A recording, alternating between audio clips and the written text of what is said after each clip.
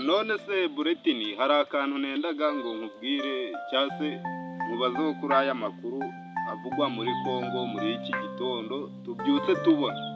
Yego, amakuru nyine abyutse babona ni ukuntu Tshisekedi yaje kuganira ngo na M23 gusa ibyavuyemo nyine ubwo nibyo tugiye kwigaho muri aka kanya.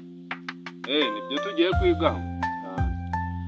Noneho jye nabyutse mbona ko ngo hari nk'amasezerano amaze iminsi abera mu ntuza hariya muri Qatar, ngo amaze ibyumweru 3 bari kuyigaho, ariko hakaba n'amakuru avuga ko ejo hari habaye ngo imirwano hagati ya M23 n'ingabo za FARDC za leta ya Congo.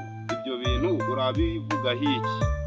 Nge rero uburyo mbivugaho, Tshisekedi buriya ni umuntu udakunda kumvikana, abantu baragenda bakumvikana ariko we nyine byagira mu nyuma akihinduka abantu pe kabisa. Ibyo bintu nicyo kintu nge muziho, mugomba no kumwigira umuco nyine wo kutumviriza amasezerano mwagiranye. Ibyo cyane pe.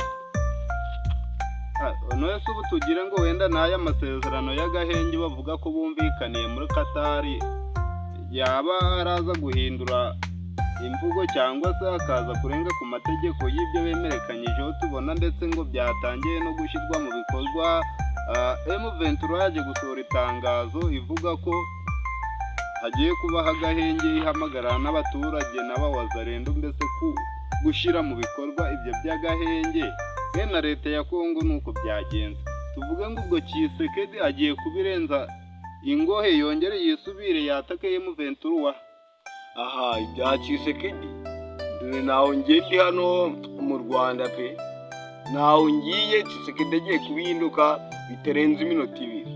Tshisekedi mugiye kumara gutera utambwe rumwe mukivaho, yagiye kare yabigumuye. Ubu ikintu cyari gukora ni ugushaka isoko ry'abagura amabuye y'agaciro ngo yirire n'abindi we yita kunda gusa ni nka nsabura. Apo tutagiye kure, hari ikintu warumbwiye ngo ni nka nsabura.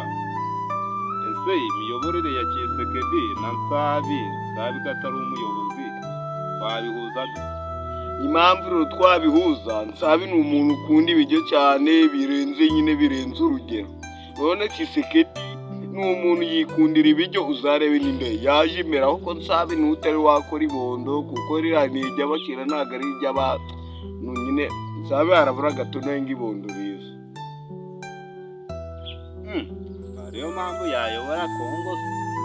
Ntabwo ariyo mpamvu nyine, gusa nyirabandi bari baratinye kuyobora Congo, bapfa kwitoragura umuhirimbiri wigenderaga, baza bamutereka mu ntebe n'umbazi. Cyokoza nanjye hari ikintu ngira ngo mvuge ku miyoborere y'aba bagabo Tshisekedi ndetse n'umugabo Eva w'Uburundi.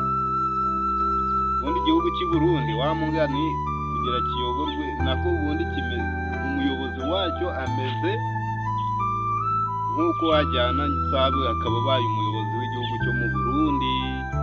Noneho wenda tuvuge ngo igihugu cya Congo ni nk'uko wajyana Kiramani ngo ayobore abaturage bo muri Congo. Kiramani we wuhe? Kiramani wo kurwana, kandi nta barwanyi dushaka. Wumva ashaka kurwana ajya mu gisirikare, arwanira igihugu, arwanire ibintu birenze, apana gusaba kurwana. Akaba basanga atanabizi, wamujyana ku rugamba agatangira kujya mu kateye. Umunyamakuru ubundi ariko nge ni umunyamakuru urenze, nuko nakade nyine hari ukuntu nagasuye mu rugo nibagiriwe mu myenda yanjye ngurebe ndi umunyamakuru w'izi ngofero. Izi ngofero buriya rero ubona umunyamakuru w'izi ngofero wowe